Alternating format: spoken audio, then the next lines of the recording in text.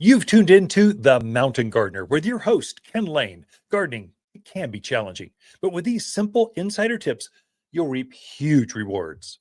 Now, let's tune into today's Mountain Gardener with Ken and Lisa. And welcome to this week's edition of The Mountain Gardener. Your host, Ken Lain, here every week talking about the landscapes of northern Arizona. And things are flying. They're going into bloom like crazy. This week, the lilacs started to open up. There are a lot of different kinds of lilacs, but I thought I would focus this segment on native plants. So a lot of the native, naturally growing plants are starting to come into the garden center. And did you know there's over 4,000 native plants in Arizona? And this where the desert meets the mountains, that's this central part of the state, Central Highlands is what I call it, are some of the most beautiful, stunning types of native plants. Thought I'd just share 8 of my favorites you can buy at the garden center. They're in bloom, they're showing off right now, and they're ready to plant. And they'll take on whatever we throw at them, the nastiest of soil, the windiest of conditions, the bright, sunny, blistering hot. They just thrive. They do well. And so they're the number one. And you folks out in the valley areas, this is Chino Valley, Prescott Valley, Paulden, those areas, bear grass. There's a grass growing out there. It's an evergreen, gets up about, I don't know, chest high or so, maybe almost chest high, above hip high. Bear grass is a very elegant, stiff-tined, just rigid, upright, proud grass. Now, a lot of folks like to think of that as a yucca, but it's not. It has a white flower, sort of like a yucca in the summer, but really it's uniquely a grass of Arizona. It grows wild here. Get it established, get it up to size, and you never have to care for it. Again, it just goes by itself. The only maintenance you do on bear grass, like bear grass, is you cut off the flower in midwinter. There's a flower stalk, kind of a white flower. You just cut that off, leave the grass. It stays evergreen. It's wonderful. So it's a great little plant for here. Of course, the number one thought of, I wish I had a different name besides California poppy. I would call it Arizona poppy, but it thinks Arizona is its home. So they're starting to bloom orange right now. So it's a natural wildflower. And it grows out hillsides. Will be covered with California poppy. And you can grow this so easily yourself. You can either chuck seed out there, it will take off. There's a few tricks to making it go right now. Or we have full-on established plants for like containers and raised beds. And plant one up by the driveway, and the seed will spill over top of, down that slope that goes, that you're trying to hold in. California poppies are that tough. And so if you wanted to try seed, the insider tip, so we've got one that's called the California Poppy Mix that we put together. It's got reds and whites and oranges and yellows. It's a whole mixture of California poppies. Okay, there's a lot of different colors of that particular plant. If you're doing seed, a few seed go a long ways. Here's the insider tip, especially right now if you're doing it. Take the seed, take it home, go, I'm going to go plant, get your soil ready, and then throw those seed in the freezer. This seems kind of weird, but California poppies have this real hard outer shell. And so that freeze-thaw cycle cracks open the hull so the seed can germinate. You'll get better germination rate. It's a real game changer, especially as we're ending this frosty time of year. We're getting into actual spring, summer season. It's beautiful all the time. So California poppies need that freeze thaw. So throw it in the freezer, leave it there a couple days, bring it back out, do it one more time, and then go plant them, and they will germinate within days, they'll start germinating. But California poppy, you can grow naturally. And once you have one, you're going to have dozens from that point forward. They're just that easy to grow. A true wildflower. One that's a little bit lower elevation, you folks out in Cordes Junction, Verde Valley, Sedona, you're famous for this one, desert marigold.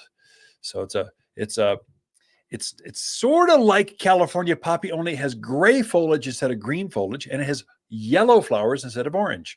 But desert marigolds are kind of one of those, easy to grow, burst of summer color.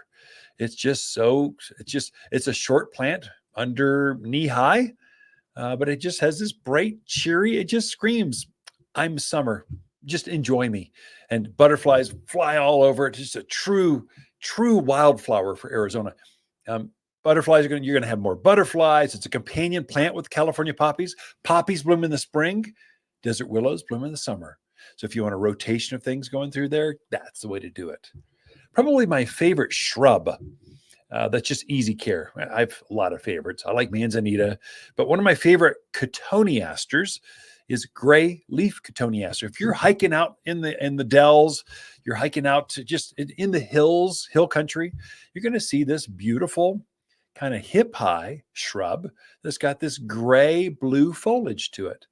In the spring, it's got a white flower, and then here's the claim to fame. Through winter, it's got red berries that cover it.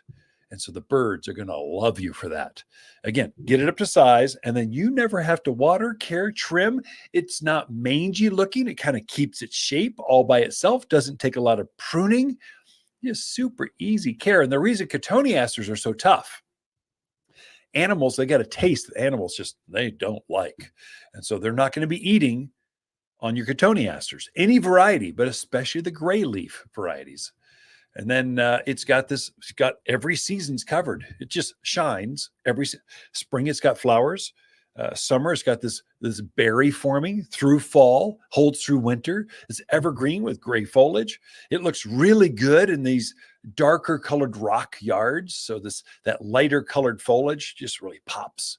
So it's a great, easy one to design with. And then manzanita, I mentioned. There's 3 types of manzanitas we have here at the Garden Center. So there's a traditional head high called a Howard McMinn. Then you've got a hip high called, what are those? There's 2 of them, Panchito and Chieftain. They're kind of half that size. Sometimes you don't need a huge evergreen shrub right next to the patio. Sometimes it's nice to have a little bit shorter one. So Panchito or Chieftain are the 2. They look same thing. They look exactly like a manzanita. Same leaves, same bell-shaped flower, same red bark, but it only gets hip high. And then you've got kinnikinnick or bearberry. It goes by several names, but it's a ground cover manzanita. It only gets ankle high and then spreads like this. Beautiful, spilling over rocks, that kind of stuff. All are evergreen, all are robust, native growers. I don't even know if I'd put these things on a drip irrigation. I'd probably water them by hand because they're so hardy. Manzanita is a great little plant. Be careful if you've got heavy clay soil out in the valley areas. If you got heavy clay, manzanita likes some drainage. You might have to mend the soil or prep it a little bit more than you would other plants because it does not like to be wet. It likes to be dry. Of course, the number one, what we're famous for here in the mountains of Arizona, ponderosa pine. Ponderosas are a native. They're huge. They get 100 feet by a girth on it that you can't put your arms around with a few hundred years. So it's going to take some time. So ponderosa pines are fabulous. Long needled pine, central leader with this main pine trunk. It just gets real big. So if you want that fragrance of just the mountains, ponderosa pines, pinyon pines too. Ponderosa pines are your ticket. And you get that wind that goes to the needles. You can hear this. Oh, it's just wonderful. Just relaxing. Puts you right to sleep. It's therapeutic. Ponderosa pines are a natural here. One that's not native, but it acts like it. It thinks it is. So we kind of put it in that list because it's so tough. It's really a number 1 seller. It's Russian sage. That's the reason they call it Russian sage. A Russian general he was a botanist. He had a campaign in Afghanistan of all places.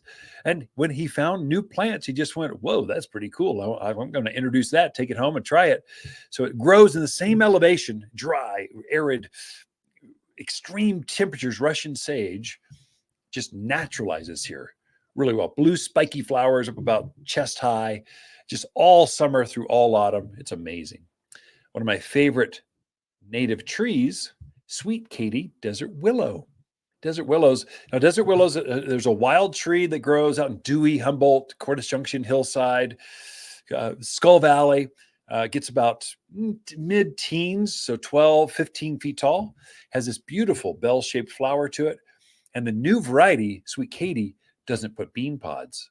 So it repeat blooms over and over and over all summer long. It's an amazing native tree. Look, if your mom, wife, or mother-to-be enjoys dead, cut flowers and the peace that comes when dining with all those kids, then by all means, take her to your favorite buffet. But if she really loves her garden, a gift card from Waters makes perfect sense. In reality, you're giving her 90 minutes of peace and quiet while she shops for her own flowers. Waters Garden Center, 1815 Iron Springs Road in Prescott, the place where people who love their gardening moms love to shop. For a more fruitful garden, increased success in the landscape that just feels better, then tune in daily to the Mountain Gardener podcast. Subscribe through your favorite podcast streamer or visit watersgardencenter.com. Better yet, visit me directly right here at Waters Garden Center. Thanks for tuning in.